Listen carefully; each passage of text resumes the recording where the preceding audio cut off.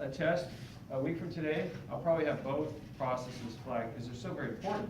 Because this articulates with the clavicle here.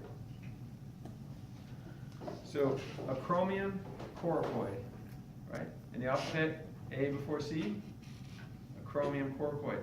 And this forms the shoulder. Now, most of us in this room, before we're dead, we're going to have some major shoulder issues. Okay?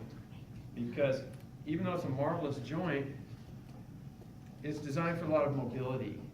Because, you know, so we can do this and this, we can reach, we can grab a stone tool, kill our enemy, whatever it takes. And so we kind of trade mobility for instability.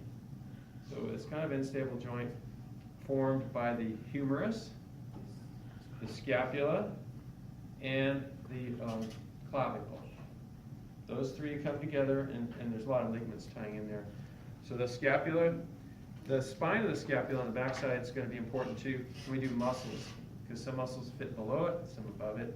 So there's the spine of the scapula becoming the acromion, and there's the coracoid below it. So I would make sure you know those today. So we're on the humerus. Humerus has a tubercle up here, roughened area. When we see a roughened area, we know there's a muscle attaching there, or ligaments. And then there's the tuberosity further down, where the deltoid comes. The shoulder muscle comes down, grabs a hold of the bone right there, that deltoid tuberosity. If you're not sure which bone, you're looking at the tray, which one's a humerus? It's going to have this really bizarre looking joint here with a capitulum. Think of cap being the head, capitulum like decapitate, and the trochlea. The trochlea here fits beautifully to the olecranon of the ulna. Now if you're wondering which bone is the ulna, think of elbow. And see that U? Ulna starts with the letter U. And look at that perfect, well not perfect U, but there's a U. That's the olecranon that fits to the trochlea. And if you're never sure, that's why I brought the skeletons out. You can look at the skeletons and see how it works. You know, a lot of universities and colleges don't have this kind of equipment. We have like 7 cadavers, full body cadavers. We have real skeletons. If you go down the road to Merced or up to Delta or a lot of other colleges, they just don't have what we have. We get donations, you know. So in a way, this is like a university. What you guys are getting here, it's really quality. I mean, I know my jokes are bad, but at least we have good equipment, yeah? Okay. All right, so ulna, and we have the radius. Now the radius, if you remember your geometry, radius is like half of a circle. And look at this bone, it has like a perfect circle on the end. And so you pick up a bone that has a circle, you know you're holding the radius. So there's the radius. And also, if you remember my lame story, I mean, what was it you? The ulna, the radius. You raise the radius. I can't think today. Anyway, this is what we're going. So there it is, the forearm, like that. So make sure, help your brain, because on test day, a week from today, I'll have bones. I'll have lots of bones, probably 20 or so bones, side and back counter with little pieces of tape. And so, get these out today. Yes. Is the radius the one that corresponds like more with the thumb? Like. Yeah. Okay. Yes. Okay. Good. How'd you know? I'm just trying to figure out how to like look at my hand and figure out where it is. You're right, because what happens is It's bigger, so the When- thumb's like more. when we fall down, the radius jams into the scaphoid of the wrist, and that's when we often have injury. Either the radius breaks or the scaphoid cracks, or both. So yeah, that's the problem right there. Radius to scaphoid. And since I'm holding up the hand, before you leave today, I'd like you to know the hand and the wrist specifically. The wrist bones are not that hard, okay? When you're first looking at them, Sarah, they seem like they're confusing, but they all make sense, okay? The scaphoid, okay, this is the right hand. So first of all, make sure what kind of hand it's like. Right hand. On the test, it'll be palm side up. And At the base of the thumb is a huge S-shaped bone, which we call scaphoid. Yeah, scaphoid, base of the thumb. Then you go below the scaphoid, and there's the lunate, la luna, and it looks like a crescent moon. So imagine yourself with that special person looking up at the sky, and there's the lunate. Yeah.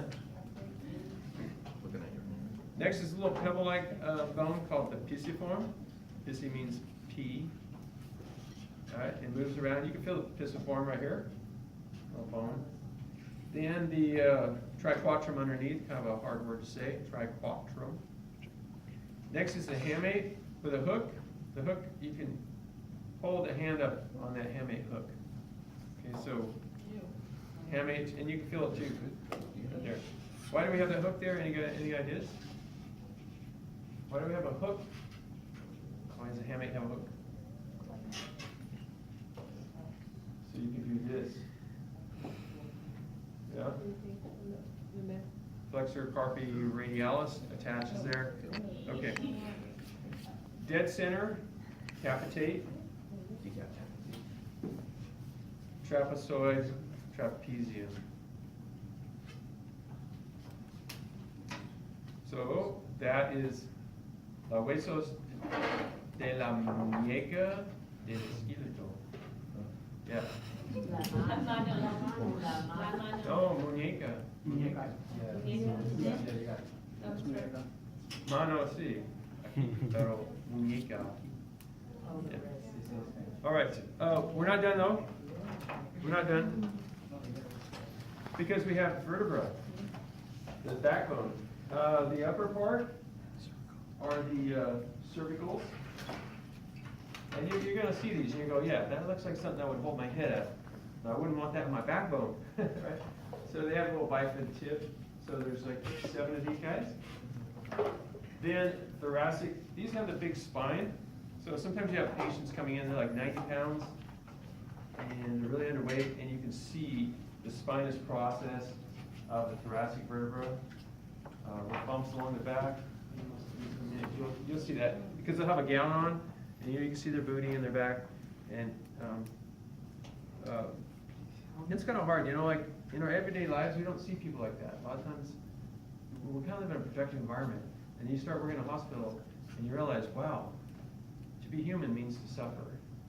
I mean, we're all gonna cry 1,000 tears either now or later, and for some of us it comes later. It's not fair. Yeah, sorry. Just turn into Okay, to the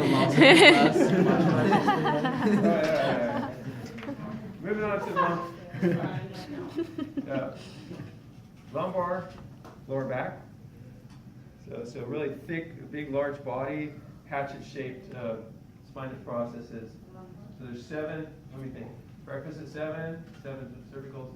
Lunch at There's 12. 12 lumbar. Lumbar. Is 5. 5, sorry. Thank you. All right. So, do your drawings, but make sure let's work with some bones too. Have these in your hands. Questions? All right. Thank you for listening.